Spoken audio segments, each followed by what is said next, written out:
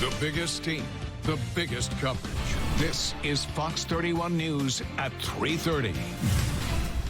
And we started with breaking news right now at 3:30. A new wildfire is growing here in Colorado and forcing people out of their homes. This is in the northern part of the state. Take a look right here. It's a live look at the Pearl fire that is burning in Larimer County. This is west of Red Feather Lakes. It sparked late this morning and quickly grew. It's at least about 80 acres with 0% containment. And take a look at this video we just got into our newsroom. This shows an air tanker making a slurry drop over the fire. Here it is. Right now, we know that 3 planes and 3 helicopters are helping to battle this fire from the air. It's going to be really important and an important resource in battling those flames. There are also 50 firefighters on the ground. We're told that 50 more are on the way right now. We thank you so much for joining us here at 3:30. I'm Erica Gonzalez. And I'm Matt Morrow. The Pearl fire is burning in a wooded and remote area, but there are homes nearby. Yeah, we want you to take a look at this map. You're going to get a better idea of where that fire is burning right now. Again, this is in Larimer County, happening near Crystal Lakes. This is the area that's west of Red Feather Lakes. All right, this is very important this afternoon. Take a look at this. These are the latest evacuation zones. So right now, mandatory evacuation orders are in place for these areas in red. This includes Crystal Lakes, south of Black Mountain to the area north of Lake Erie, and north of Black Mountain all the way to the state line. Plus, the areas around County Roads 86 and 170 are also included. There are voluntary evacuation orders for people who live near Lake Erie and Mitchell Ditch. They should be ready to leave at a moment's notice. And there is an evacuation center for large animals in this area. This is happening at the ranch in Loveland. This is just off of Arena Circle. Right now, let's get to the latest on the weather near where that fire is burning. Let's check in with Pinpoint Weather meteorologist Liz McGiffin. Liz, what are those wind speeds looking like? Well, of course, wind and humidity, as well as a chance for showers. 3 the big things that I'm keeping an eye on today. I want to start off with those wind speeds where, like we mentioned, this fire is burning just off to the west of Red Feather Lakes. At this point, wind speeds not too concerning, keeping around that 5 to 10 mile per hour pace out by Red Feather Lakes. Latest report, 6 mile per hour winds and a bit of a rise in humidity. Now, granted, 23% isn't high humidity by any means, but certainly starting to see that humidity start to come up, especially as we bring in the chance for showers. At this point, I'm tracking moisture that's been streaming its way in from the south. So the last hour, showers looking very hit or miss at best toward the Red Feather Lakes area. At most, we have the cloud cover, and we are looking drier toward the Denver area, and keeping an eye on a few showers and thunderstorms down to the south and east as well. You can see the wind really rocking around the Baxton Schenker sky camera, and the south to southwesterly breeze, like we mentioned, coming in about 10 miles per hour. Temperatures not looking too bad across the Front Range, and the chance for showers, it's going to be pretty hit or miss as we head throughout the rest of your evening. And then tomorrow, better chance for rainfall moves in, and I'll go over the timing of that coming up. Right now, new at 3:30, more breaking news. The prosecution has now rested its case in a trial for the King Super shooter who killed 10 people at that grocery store 3 years ago. This comes after 8 days of court hearings with witnesses, first responders, doctors, and more. The suspect is pleaded not guilty by reason of insanity, basically saying he did not know right from wrong when the shooting took place. This morning, a forensic psychologist testified about how her team differentiated the suspect's apparent schizophrenia from being mentally insane on the day of the shooting. The psychologist cited the suspect's alleged planning of the crimes beforehand, along with his ability to continue working. The psychologist also said the suspect told her he had traveled to the mountains to practice shooting prior to the shooting at the store that day. Now, prosecutors are resting their case. This is a developing story. As soon as we learn more, we'll let you know. And new at 3:30, brand new information about the new apparent assassination attempt of former President Donald Trump. Just a short time ago, federal investigators said the suspect, Ryan Wesley Routh, was hiding on a Trump-owned golf course with a semi-automatic rifle, a GoPro camera, food in a bag, and more, in what police say was an assassination attempt. The Secret Service spotted the suspect and opened fire, prompting that suspect to run from the scene and then take off into a car where he was later arrested. As former President Trump was moving through the 5th fairway across the course and out of sight of the 6th green, the agent, who was visually sweeping the area of the 6th green, saw the subject armed with what he perceived to be a rifle and immediately discharged his firearm. The subject, who did not have line of sight to the former president, fled the scene. He did not fire or get off any shots at our agent. The FBI, the Secret Service, U.S. Attorney's Office, and local sheriff's deputies are all investigating. They all say the former president will have heightened security in the coming weeks, again, after what happened this weekend. And on new here at 3:30, the Colorado State Patrol releasing new body camera and dash cam video of the moment that a gunman rolled up next to a trooper and opened fire. This happened back on September 7th. We're going to show you a freeze frame that shows another driver that helped the trooper put a tourniquet on his arm. And we want you to take a look at that dash cam video we've been talking about. You could see a black truck stop next to the trooper's pickup, and then one bullet goes through the windshield. That's when the trooper was wounded in his arm. The shooter then pulled into the center median in front of that trooper. The trooper got out, got his rifle, and then returned fire at that shooter. Now, taking a look at this second video here, you can see this is body camera video from the next trooper who then arrived on scene. He jumps the median and approaches the gunman, who is there on the ground at the moment. The trooper put the wounded trooper into his patrol car and then rushed him to the hospital. Well, a teenager is safe after a kidnapping in Aurora. This happened yesterday near Potomac and 6th Avenue.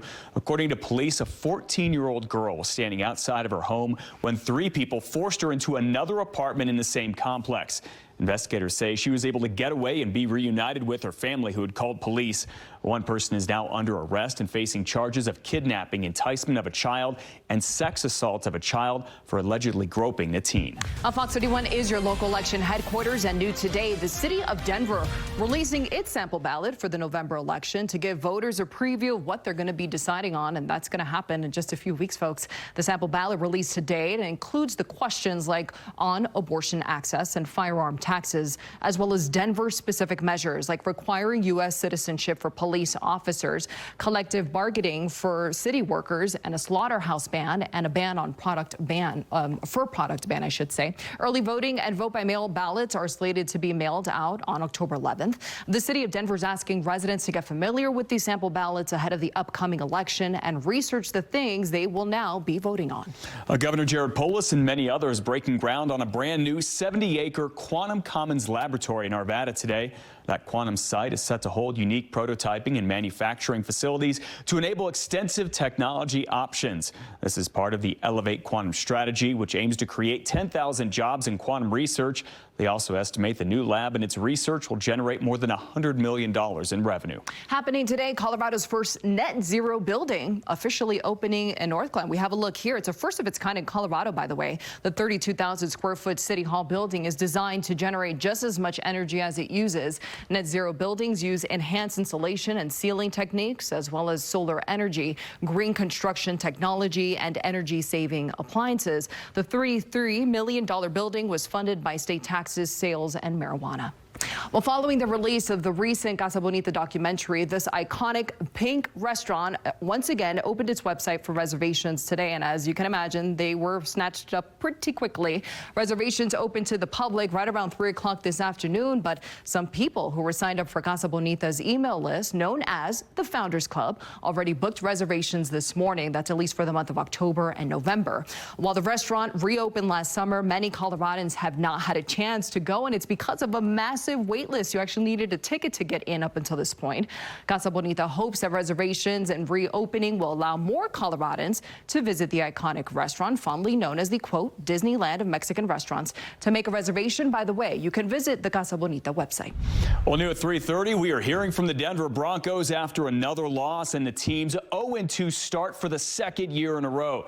You see Bo Nix right here on the sidelines during yesterday's loss to the Pittsburgh Steelers in a game where the Broncos had 0 touchdowns. Here's head coach Sean Payton.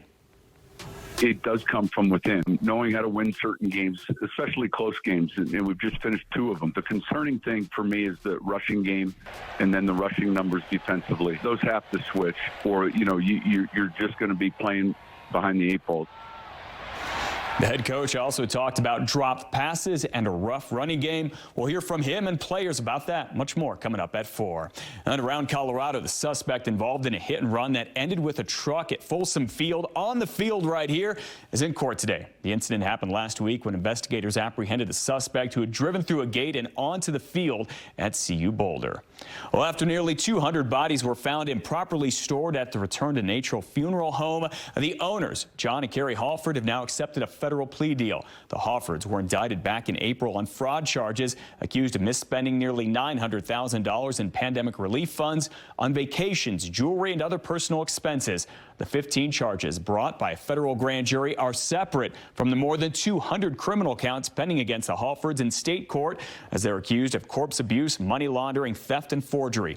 Johnny Kerry Halford will have the opportunity to accept the state plea deal, or they can always plead not guilty. All right, coming up here at 3:30, a public hearing about a new proposal that could result in a new fee for Denver homeowners. And how some parents in Colorado communities are working together to make sure students are getting to school and safely. Well, happening today, a second reading and public hearing about a new proposal for city sidewalk fees here in Denver. Starting in January, Denver homeowners might have to pay a new fee to fund sidewalk repairs. The proposal calls for every property owner to pay $150 per year to fix the sidewalks that are in bad shape. Until now, if you owned a home in Denver, you had to pay to pour the new concrete and fix the sidewalk if it was on your property. Then in 2022, voters decided to put the city in charge of it instead. The original ordinance that was drafted was structured so that the more sidewalk you had on your property, the bigger your bill would be. But community feedback led the committee to recommend a flat fee of $150 for every home. The fee would be put into your stormwater bill and split into two payments of $75. Happening today, parents in Lafayette stepping up and taking matters into their own hands this morning after two students were reportedly hit by cars while heading to or from school. The parent group stepped in to get drivers to slow down. The city of Lafayette says two different students were hit at signaled crosswalks on Baseline Road just west of 95th Street. The first incident happened back on September 5th when a student was crossing the road and then was struck by a vehicle. The next day, a similar situation unfolded when a student was hit on his bicycle nearby. Both cases are under investigation, but in the aftermath, some parents are planning on staying at the crosswalks until drivers in this area pay better attention to the kids and once again feel safe. Well, some wild weather today. Take a look. High surf and coastal flood advisories issued for those along the North Carolina coast. And you're about to see why officials there think it is too dangerous for people to be in the water. Take a look. These brand new videos shows waves just crashing into homes there last night. The National Weather Service says flood dangers are high, and there are warnings about dangerous areas for swimming and surfing all around that area. Also happening today, the strongest typhoon to hit Shanghai since 1949. More than 400,000 people have been evacuated from the area yesterday as they braced for torrential rain and wind. The storm swept over the city in the early morning, flooding much of that area. After the storm, authorities said that 400 homes were left without power. At least 4 homes were destroyed and more than 10,000 trees were damaged and uprooted. Certainly a mess over there. Yeah, no kidding. Meanwhile, back here in Colorado, of course, you're tracking the wind speeds near where that fire is burning right now in Larimer County, but you're also issuing a pinpoint weather alert day for tomorrow that folks need to know about. Exactly. So two different things, but also kind of related to the strong winds. So the first thing I do want to get to is the wind speeds. This is the consistent wind out by the northern Front Range, and especially, like we've been telling you for the last few minutes, just off to the west of Red Feather Lakes. That's where we have that wildfire that we've been giving you updates on. A little bit of good news in the weather department. Lighter wind speeds consistently now just at 5 miles per hour, and humidity has actually been on the increase. You'll notice 25% humidity, certainly not high, but it does mean that we're building in the clouds and starting to increase the chance for a few showers. As far as where the moisture is now, satellite and radar, this is a 6-hour loop that shows the moisture has been streaming its way in from the south and west. This is actually some remnant tropical moisture, so higher elevations could actually get some pretty good rainfall from this. Unfortunately, though, with the fires so far up to the north, the moisture hasn't quite gotten there just yet to give firefighters that relief in the form of rain. This is the last hour alone where those showers, again, continuing to try to push their way up to the north of Estes Park. Red Feather Lakes in particular, though, kind of using that as the marker, as well as up toward Walden. Looks like there may have been a few hit or miss showers, but at this point it does look like most of the moisture has been cloud cover, and those bits of green just continuing to be good news for upping the moisture content of the atmosphere and increasing our chance for showers as well. Denver area kind of sitting in between a couple batches of moisture where we have some showers toward higher elevations east of Lyman toward the Flagler area along 70. Keeping an eye on some showers at this point. Not seeing too much in the way of any thunder or lightning, but there have been some stronger wind gusts, especially with those showers down to the south and east. You'll notice Lyman in particular nearly 40-mile-per-hour wind gusts. So even without those severe thunderstorm tags, still seeing some stronger wind gusts alongside that chance for rain. Baxton Schenker sky camera, beautiful picture as we look off to the west. We're seeing those clouds and temperatures not nearly as hot as yesterday. We are still above the norm at 84 degrees, and that southwesterly breeze consistently closer to DIA, coming in at 10 miles per hour. You notice 80s for the most across the Front Range, and then northern up to the north and west as you head toward Estes Park into the Walden area. So closer you get to where we have that active fire, temperatures are in the 60s and 70s. Futurecast showing that as we fast forward to just 5:30 this evening, spotty showers at best for those higher elevations. The wind continued to pick up to about 10 to 20 miles per hour. So still could get that occasional 30, even 40-mile-per-hour gust if you find yourself underneath a thunderstorm.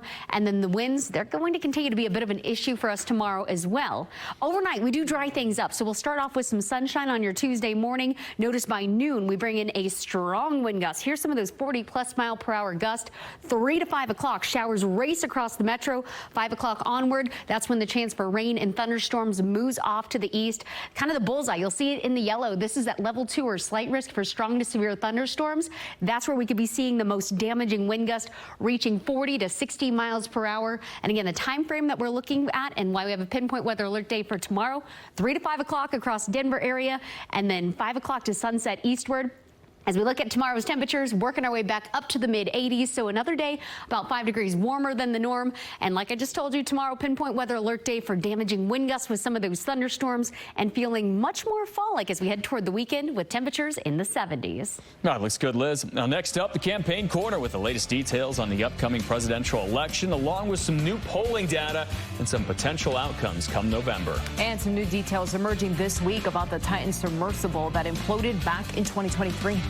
And right back here in Colorado, new video right here shows a bear just taking a morning stroll in a neighborhood. We'll tell you where this happened and show you more of the video. Stay there.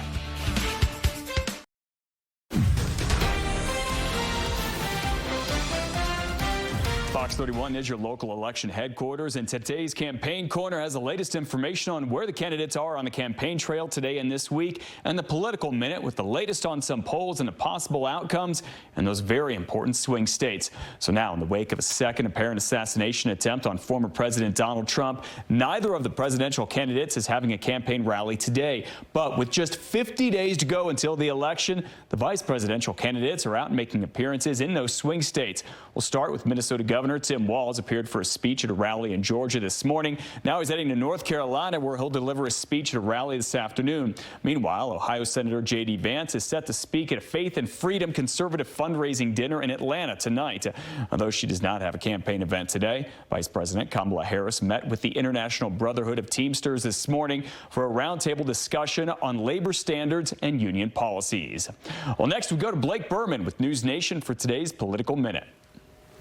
Some 50 days to go, and it's a race to 270, if they can get there. I'm Blake Berman with News Nation. Now, the presidency will be won or lost in the Electoral College for Donald Trump and Kamala Harris. Each state has a set number of electoral votes. The next president must get to 270, but it's possible the presidency could lock into a 269-269 tie. It likely hangs in the balance on these key 7 swing states, all within 3 points right now. Let's look at an electoral map. In one scenario, for example, Harris wins North Carolina and holds on to Georgia and Arizona. Trump wins in the Midwest and also takes Nevada.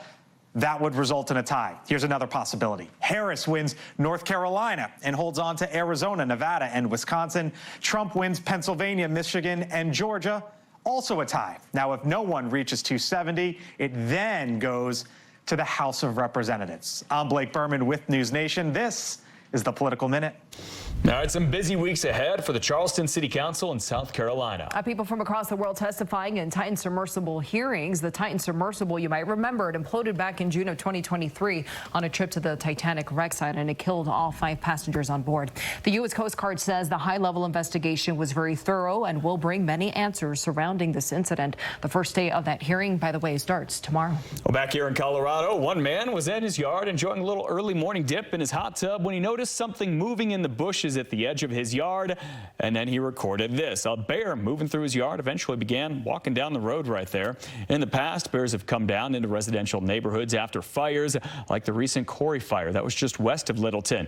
We are waiting to hear back from Colorado Parks and Wildlife about whether Littleton can expect more bear encounters just like this in the coming weeks, but it's another reminder, put your trash cans out just the morning of pickup. Don't put it out the day before, and watch those bird feeders because bears are hungry. Yep. All right, coming up at 4, the latest about the second assassination attempt against former President Donald Trump. New details from the FBI. And we're tracking that breaking news, the latest updates and notices about the Pearl fire burning right now in northern Colorado.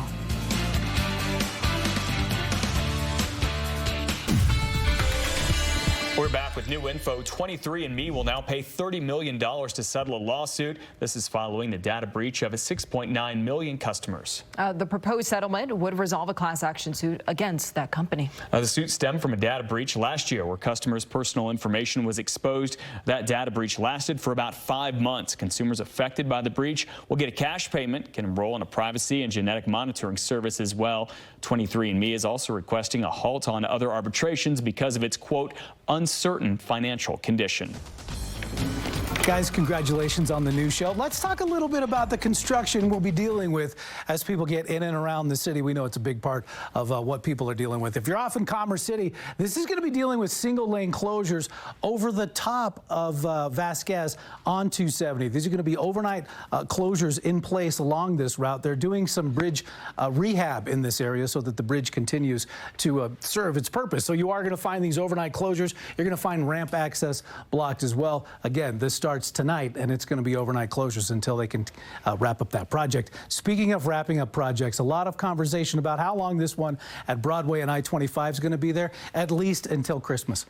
So until December, construction at Broadway and 25 still going to be there, still going to have those lanes restricted and blocked. Your access is still going to be Mississippi, and at least until December. But that is obviously down the road. They could wrap this project up early, but that's the very latest. Guys, we'll send it back to you.